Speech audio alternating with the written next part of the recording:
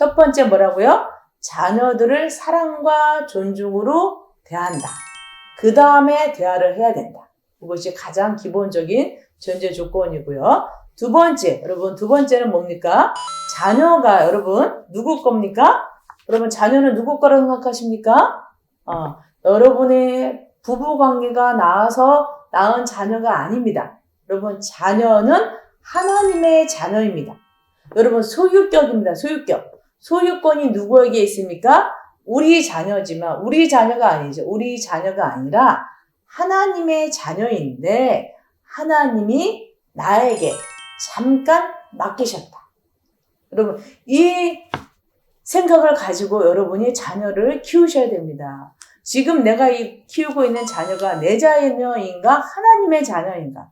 만약에 내 자녀라고 생각하고 있는 부모님이 계시다면 그렇기 때문에 내 자녀를 내 마음대로 할 수 있다고 생각하는 겁니다. 그렇지만 나의 자녀는 누구의 자녀라고요? 하나님의 자녀고 하나님이 이 자녀를 통해서 하나님의 일을 하실 하나님의 일을 같이 함께할 위대한 사람으로 얘가 키워질 것이다. 여러분 얼마나 중요하겠습니까? 우리 자녀의 원신분이 누구라고요? 하나님의 자녀임을 깨달을 때 나의 자녀는 하나님이 나에게 맡겨주신 것임을 깨닫고 양육할 때 여러분이 어떤 마음으로 자녀를 양육하게 될지 한번 고민해 보시기 바랍니다. 우리의 자녀는 하나님의 쓰실 하나님의 일꾼이다. 내일의 한국교회와 국가를 이끌어 나갈 위대한 지도자들인데 누가 맡기셨다고요? 하나님이 잠깐 맡기신 거예요. 그래서 여러분 그런 말 있죠? 자녀는 손님이다. 손님이죠? 누구의 손님입니까? 하나님이 나에게 잠깐 맡긴 손님이다. 여러분의 자녀가 언젠가는 나를 떠나서 하나님의 위대한 일을 할 손님임을 기억하면서 내 소유라고 생각하신 분이 혹시 계셨다면 오늘부터 그 생각을 버리기를 간절히 바랍니다. 자, 의사소통을 위해서 우리가 자녀와 좋은 관계를 유지해야 됩니다. 두 번째, 자녀는 나의 것이 아니라 하나님의 것이라는 인식이 필요합니다. 또 필요한 게 무엇입니까? 자녀를 귀중한 인격체로 대해야 됩니다. 여러분, 귀중한 인격체. 무슨 말입니까? 인격체라는 것은요, 자신만의 생각과 감정을 가질 권리가 있음을 인정하는 겁니다. 여러분, 인격체라는 것. 하나님이 우리를 자유의지를 주셔서 너의 생각과 감정과 행동을 내가 존중한다. 자, 그러니까 너는 네가 무엇을 선택할지 너의 의지로 선택해라. 이렇게 우리를 자유로운 존재로 만드셨어요. 한국적 문화는 유교 문화는 우리 자녀가 부모 것이라고 하는 잘못된 유교 문화가 있는데 여러분 자녀에게는 자신만의 인격성 아시겠죠? 자신만의 생각, 자신만의 감정, 자신만의 권리가 있는 존재예요. 이것이 바로 자녀를 인격체로 대하는 겁니다. 함부로 대할 수 없다는 거예요. 많은 부모들이 자기 모습에 자기 마음에 안 드는 모습이 있으면 자녀를 고쳐주려고 합니다. 그것은 인격체로 되는 것이 아니라 통제적으로 대하는 사물로 대하는 거예요. 어떤 식으로든 자녀를 사물로 대하는 것이 아니라 소중한 인격체, 자기의 생각과 감정을 가질 권리가 있다.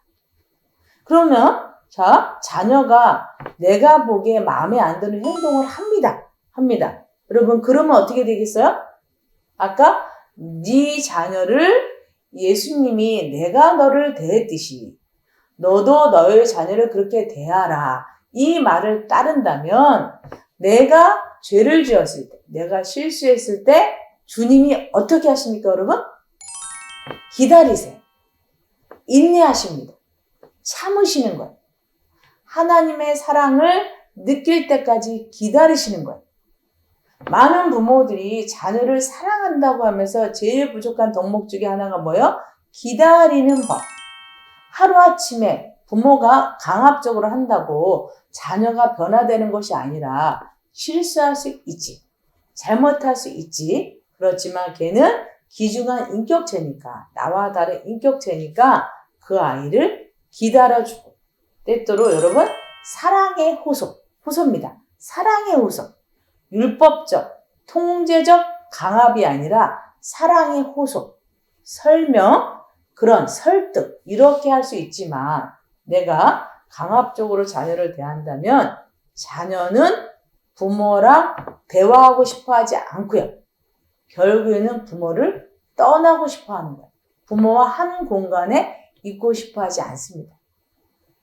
그러므로 여러분이 부모가 사랑과 정성으로 자녀를 잘 양육해서 도와주는 존재임을 깨닫고, 여러분의 자녀를 아주 어렸을 때부터 얘는 나와 다른 성향이 있는 것 같은데 그 성향을 잘 존중하면서 여러분이 양육해 주시기 간절히 바랍니다. 그 다음에 우리가 필요한 것이 뭐냐면 부모에게는 하나님께서 권위를 주셨어요. 어떤 권위를 주셨습니까? 여기 에베소서 말씀에 보면은 뭐라고 되어 있냐면은 자녀들은 부모에게 순종하는 것이 마땅합니다. 그것은 하나님께서 부모에게 자녀를 다스리기 위한 권위를 주셨기 때문입니다. 여러분, 자녀들이 부모에게 순종할 수 있는 본성적인 마음을 하나님이 자녀의 마음속에 심어 주셨어요. 그런데 잘못된 권위주의로 자녀를 대한다면, 잘못된 권위주의가 무엇입니까? 내가 부모니까, 내가 너에게 돈을 주니까, 내가 너에게 밥을 먹여주니까, 내가 너에게 학비를 대어주니까, 부모니까 너는 무조건 나에게 순종해라. 이것이 잘못된 권위주의입니다. 여러분, 잘못된 권위주의를 가지게 되면은 자녀들이 어떤 마음을 가지게 됩니까? 부모라고 말이야. 나에게 저렇게 함부로 대하다니, 이런 마음을 가져서 반항심과 반격과 부모에 대한 저항심이 생기는 겁니다. 여러분, 그럼 진정한 권위는 무엇일까요? 진정한 권위는 내가 하나님께서 나에게 너를 맡겨주셨잖아. 그런데 너가 하나님의 뜻대로 순종하도록 내가 잘 가르쳐야 되겠는데, 그러니까 너가 내 말을 좀 들어주지 않겠니? 그래서 진정한 권위는요, 부모의 뜻대로 자녀를 이끌고 가는 것이 아니라 하나님의 뜻대로 너를 순종하는 자녀를 키워야 되겠는데, 그러려면 내가 너를 잘 도와줘야 되잖아. 내가 널 도와주기 위해서는 부모가 권위가 있어야 돼. 여러분, 이것이 바로 진정한 권위인 것입니다. 많은 부모들이 너는 20살이 될 때까지는 내 말을 들어야 된다. 어디서 조그만 게 부모한테 대들어. 이런 식으로 하는 것은 권위주의인 거예요. 진정한 권위는 뭡니까? 하나님의 대리자로서 사랑과 존중의 마음으로 힘을 어디에 둡니까? 사랑과 존중의 힘을 가지고 자녀에게 하나님께 순종하도록 하기 위해서는 이렇게 살아가야 되는 거란다. 이렇게 기도하고 훈육하기 위한 권위가 바로 진정한 권위입니다. 지금 여론조사에 따르면 젊은이 중에 약 70%의 사람들이요, 자기 부모를 싫어하는 게 아니라 미워한다는 통계가 있습니다. 여러분, 미워해요. 왜 부모를 미워합니까? 그 이유는 잘못된 권위주의를 가지고, 부모가 힘을 가지고 자녀를 대하려고 할 때 자녀가 부모를 싫어하고 미워하게 되는데, 우리는 진정한 권위, 어떤 권위요? 사랑의 능력, 존중의 능력, 이걸 가지고 자녀에게 호소하고 설명하고 교육하려는 그런 의지를 가진 것이 진정한 권위입니다. 자, 그래서 진정한 권위는 하나님의 대리자로서 자녀의 마음을 이해하고 존중하면서 인격적인 자세는 뭐라고요? 너는 나와 다른 존재이기 때문에 너만의 생각과 감정을 가지고 있지? 이런 인격적인 자세로 자녀를 교육하려는 자세가 바로 진정한 권위입니다.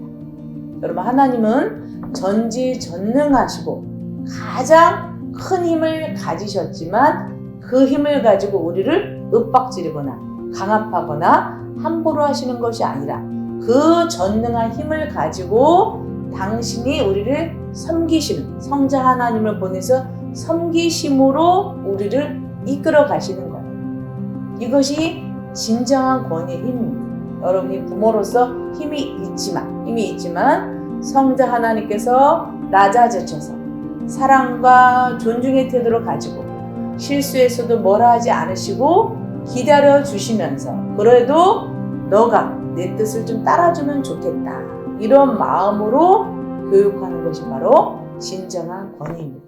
물론 어려워요. 왜냐, 우리의 본성상 진정한 권위보다는 권위주의, 힘을 행사하고 싶은 마음, 빨리 자녀를 올바르게 키우는 그런 성급한 마음 때문에 진정한 권위를 갖기가 어렵지만, 정말 저와 여러분께서 이런 마음을 좀 더 가지고 노력한다면 자녀에게 존경받고 자녀가 부모님에게 빛이 나는 그런 느낌을 저는 가질 것이라고 생각합니다.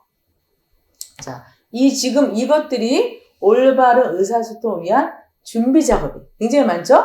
대화에 대해서 오늘 대화 방법을 가르쳐 준다더니 왜 저런 얘기만 하고 있냐 하실지 모르겠지만, 대화를 하기 위해서는 준비 작업이 필요합니다. 첫 번째로 자녀와 좋은 관계 유지하기. 자녀의 기분을 이해해주면서 자녀가 부모님이, 엄마가 내 기분을 이해해주는구나, 좋은 관계가 유지돼야 되고요. 두 번째는 나의 자녀는 나의 것이 아니라 누구 것이다? 하나님의 자녀인데 하나님이 나에게 예수님의 방식대로 가르쳐달라고, 예수님의 방식으로 인도해달라고 잠시 맡기셨구나. 세 번째는 자녀를 소중한 인격체는 뭐라고요? 자기만의 생각과 감정을 가질 권리가 있다. 이런 준비가 필요하고요.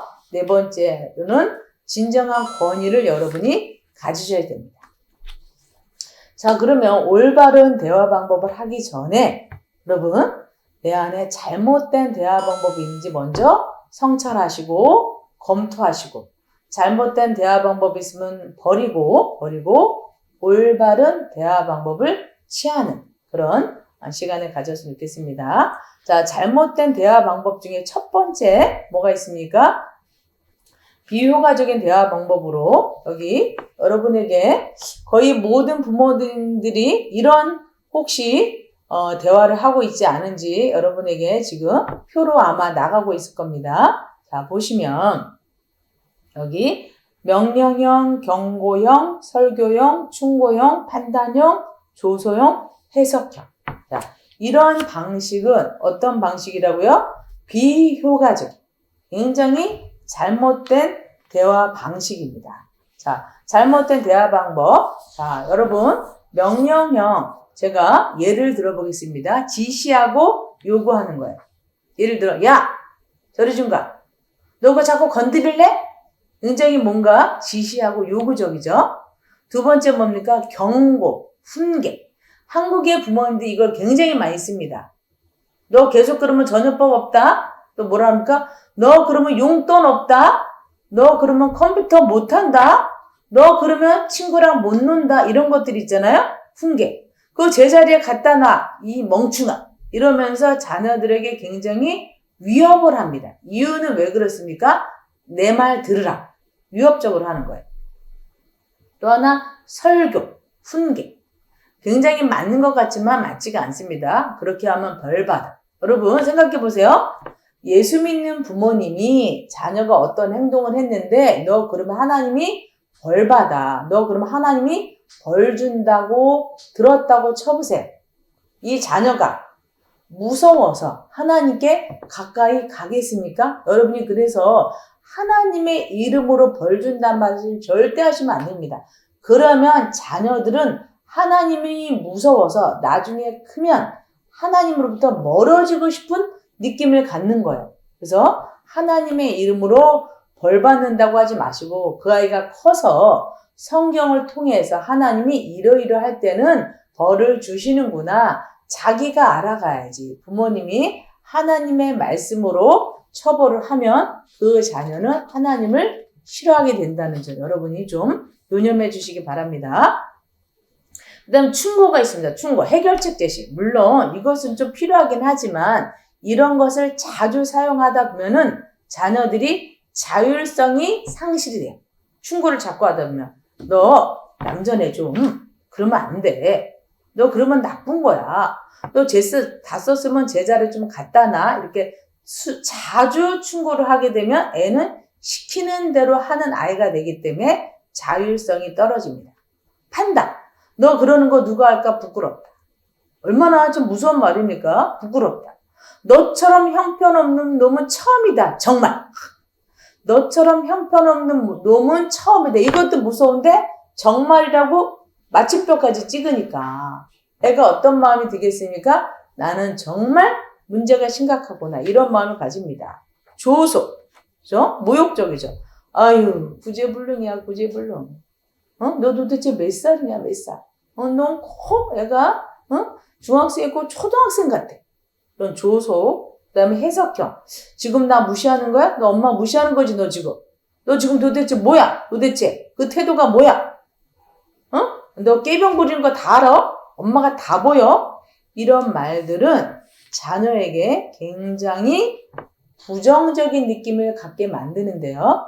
특별히 여러분, 이러한 대화 방식은 방어를 하게 만들어요. 방어. 여러분, 방어를 하게 만드는 게 무엇입니까? 방어를 하게 되면 자기의 진짜 마음은 숨기는 거예요. 숨기고 겉으로만 엄마가 저렇게 말하니까 엄마가 저렇게 말할 때 나를 보호하기 위해서 응 알았어. 건성으로 대답하거나 아니면 반항하거나 아니면 거부하거나 아니면 울거나 아니면 수동적으로 공격을 하거나. 여러분 이게 바로 방어적 태도를 가지게 만드는 겁니다. 많은 부모들이 여기서 실패를 하세요. 자녀들에게 이런 대화를 함으로 인해서 자녀들이 겉으로는 엄마 말을 듣는 것 같지만 방어적 태도입니다. 자, 이런 태도는 어떤 생각이 듭니까? 첫 번째, 자녀들에게 양심의 가치과 죄책감을 느끼게 하죠. 어떤 분들은 죄책감을 불러일으켜서 그것을 못하도록 하는데 여러분 이때 자녀들은 죄책감을 느끼면요 무서워서 엄마 말을 듣기는 하지만 자율성을 잃어버려요. 엄마가 시키는 대로만 해야지.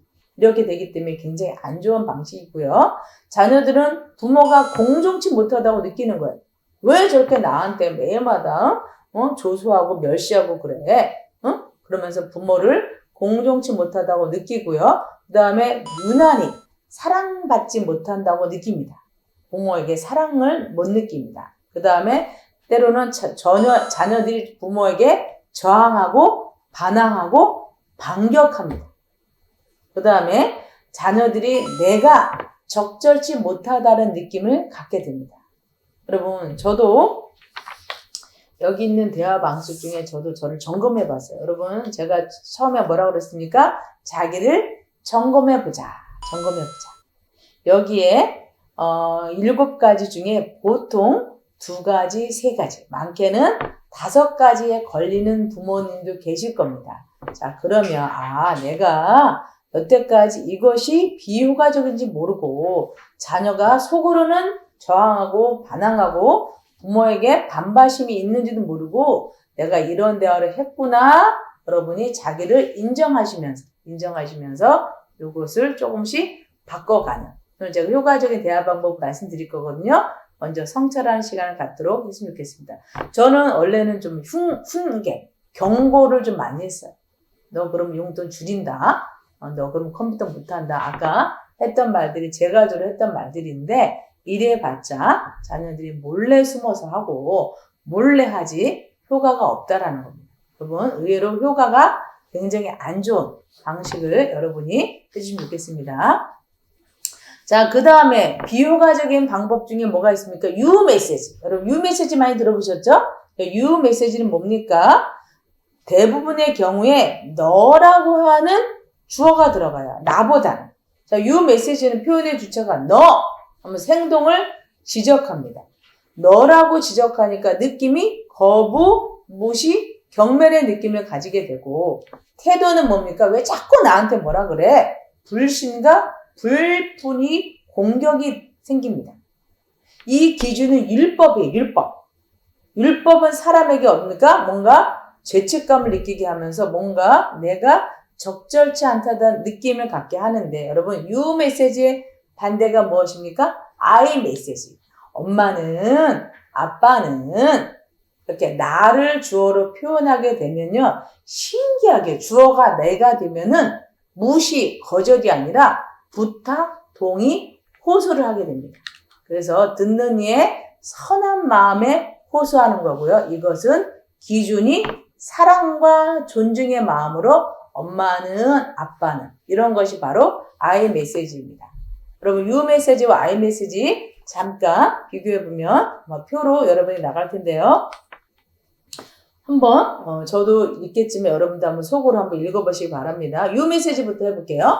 앞에 있는 너랑 U를 넣어서 해야 됩니다. U 메시지. 너 공부 좀 해라. 공부 좀. 너 어디서 말대꾸야. 너 도대체 커서 뭐가 될래? 넌 공부도 못하면서 무슨 오락이냐. 네가 웬일이니 공부를 다 하게? 넌 왜 맨날 그 모양이냐? 너 한 번만 더 그래봐라. 가만두지 않겠어. 네가 한두 살 먹은 어린애냐? 여러분, 요 대화 안에 뭐가 있다고요? 너라고 하는 주어가 들어가는 거예요. 생략하지만 보통 너라고 하는 대화가 들어가면 you 메시지, 굉장히 공격적입니다.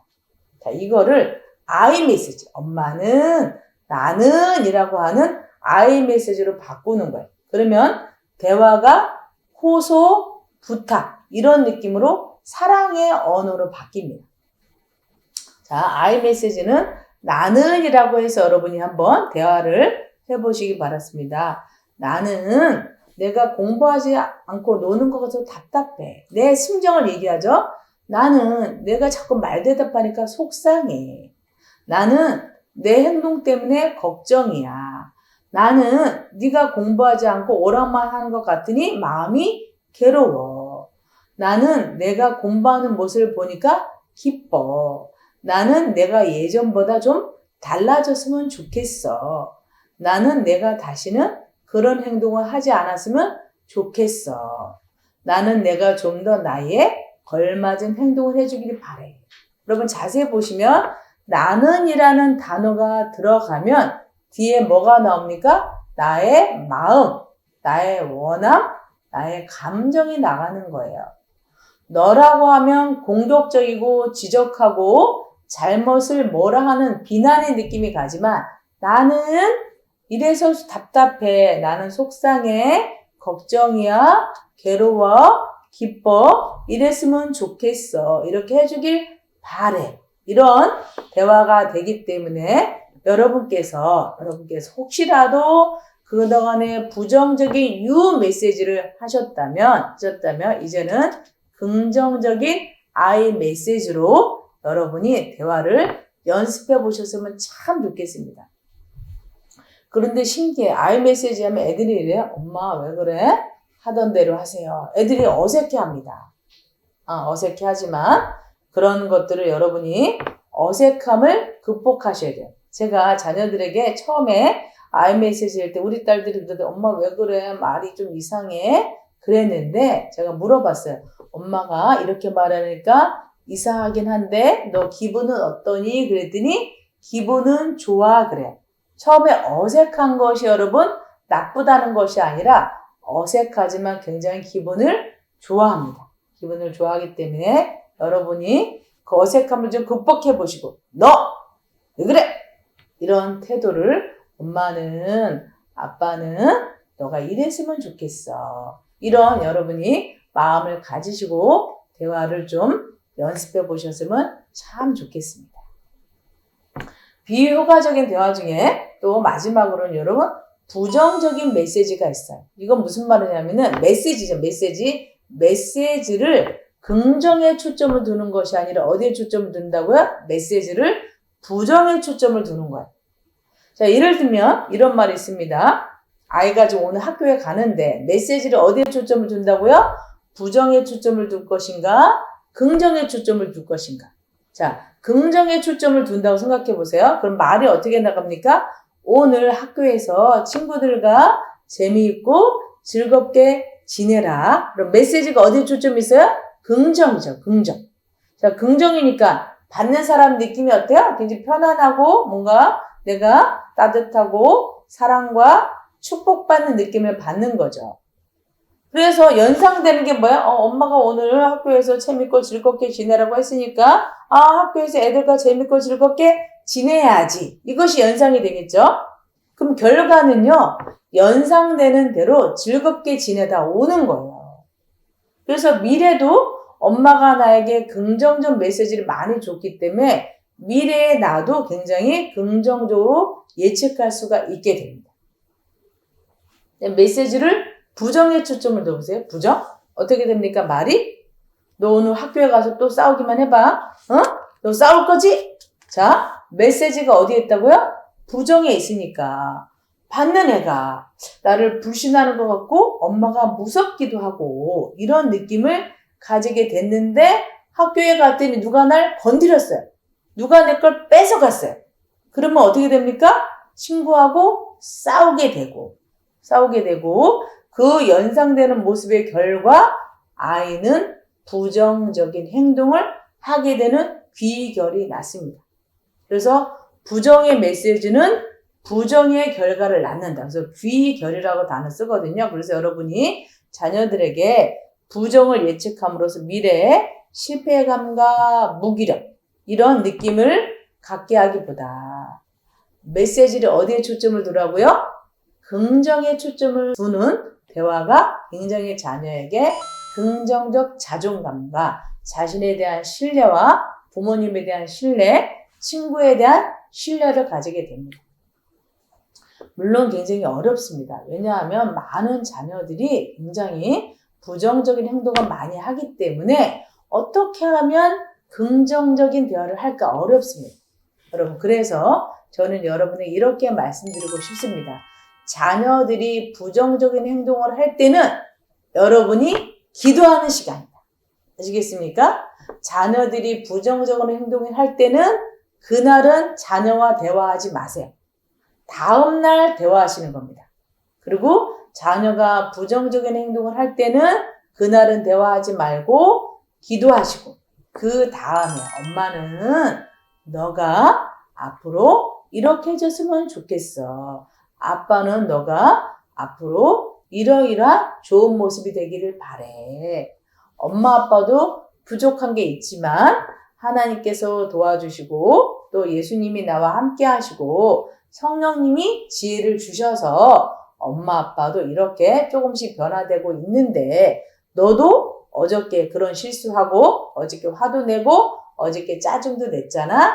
그렇지만 그래도 엄마는 네가 앞으로 좀 더 잘 될 거라고 믿고 엄마 아빠가 너를 위해서 기도해 줄게. 자, 여러분 이런 긍정적인 메시지를 하루 이틀, 한 달, 1년, 3년, 10년 듣는다고 생각해 보세요.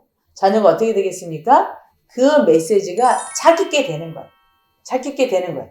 그러면 결과가 굉장히 긍정적인 결과로 나오기 때문에 여러분 부정적인 메시지, 부정적인 행동을 하면 어떻게 하라고요? 그때는 기도하는 시간이다. 그때는 얘기하는 시간이 아니다. 좋은 관계가 아니기 때문에. 그때는 하루를 넘겨서 그 다음에 기도의 마음을 가지고 긍정적인 메시지로 만나는 것이다. 여러분께 이렇게 제안 드리고 싶습니다. 물론 어렵지만 어려워요. 쉽지 않습니다.